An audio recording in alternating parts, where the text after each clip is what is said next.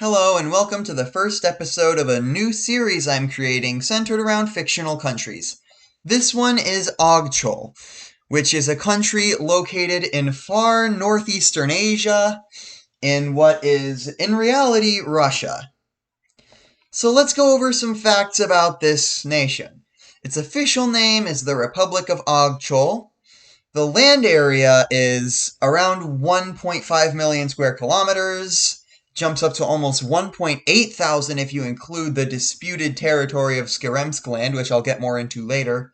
But from now on, we're just going to not count that. The population of the country is 2.3 million people. The capital is Nuenilu, and the largest city is Pavlovska, indicated by a yellow star and a red circle on the map, respectively. It has a GDP per capita of around $27,000, meaning its GDP is around $63 billion. The official language is Ogcholu, which is a language that is sort of a fusion between native Siberian and Inuit from North America. So this nation is pretty culturally diverse. The currency they use is the Ogcholu Nikirit, but the US dollar is also accepted here. The government type is a unitary democracy, and this country has a population density of 1.5 people per square kilometer, making it the least densely populated nation on the entire planet. Now let's see how this country stacks up with other nations. Its land area, it is 19th biggest in the world, similar to Mongolia and Peru. Its population, it ranks 144th, similar to the likes of Botswana and Lesotho. Its population density, as I have already gone over, it is the least densely populated nation on the planet, next to Mongolia and Namibia. The GDP per capita, according to World Bank, it ranks 38th, which is surprisingly high, comparable to Bahamas and Czechia. Although the southern regions are pretty rich, but the northern and inland areas are quite poor. Now let's go over the flag of Ogchol. The flag of Ogchol is just a simple bicolor of teal on top and green on the bottom, with a 3:2 ratio. The meanings of the flag: the teal, it means ice or the ocean. It can also include justice and trust, but a lot of people represent teal as a common symbol of the native people, as this color has been associated with them for a while. The green on the bottom represents the green grass and the hope of summer coming, because the green reminds them of summer. The green could also stand for hope and rebirth.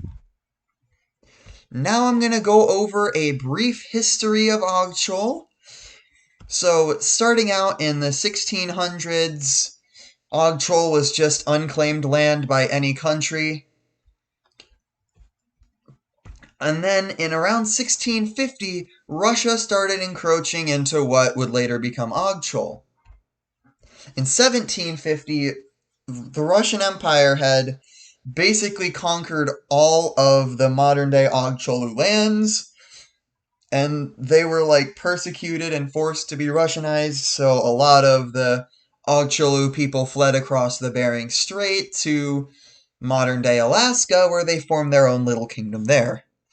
Sadly, this little kingdom was short-lived, as by 1825, Russia had already taken control of all of Alaska, meaning that all of the Ogcholu lands were under Russian control.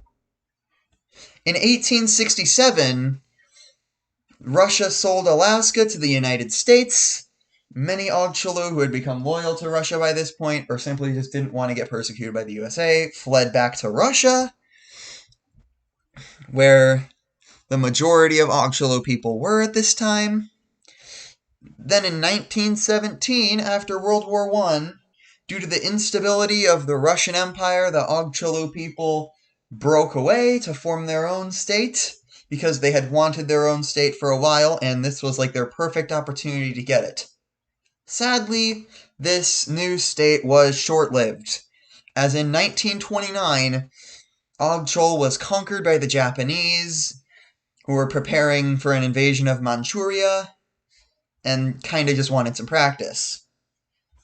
Basically, Ogchol would remain Japanese until 1945, when it was partitioned between the Soviet Union and the United States, a communist country in the West and a capitalist country in the East. In the 1950s, there was another civil war, just like in Korea, but in 1955, the communists won and took over all of Ogchol, and Ogchol remained under a communist dictatorship for 34 more years after that, after which it sort of took inspiration from Eastern Europe in 1989 and rebelled against this government and took over the government. And that's basically how it stayed to this day. So yeah, that's the long, complicated history of Ogchol. Anyways, here is the map of the subdivisions of Ogchol. Nuenilu, Pavlovska, and Anadyr are separate cities. The rest of them are provinces. Anyways, on to some other stuff that is important to note about Ogchol. Their majority religion is Christianity, with 61% of their population adhering to Eastern Orthodoxy and 79% of their population adhering to some kind of Christianity or another.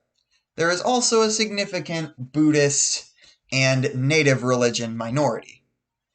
On the world stage, Ogchol is generally pretty neutral, although it does have some allies and enemies.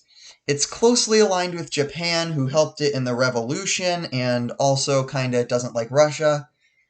And it's also found an unlikely ally in Mongolia, who is similarly a cultural outpost in northeastern Asia and is similar in size and population density and stuff. Enemies, their only real enemy is Russia because of the territorial dispute and stuff, mainly. But the Ogcholu people are also pretty close friends with the Inuits, as their population and culture are pretty heavily influenced by the Inuits, and they are kind of like brothers. So yeah, that's all I thought you should know about Ogchol. I hope you enjoyed this video. Let me know if you want to see anything else like this, or if you want to, or what other kind of stuff you want me to create. Peace.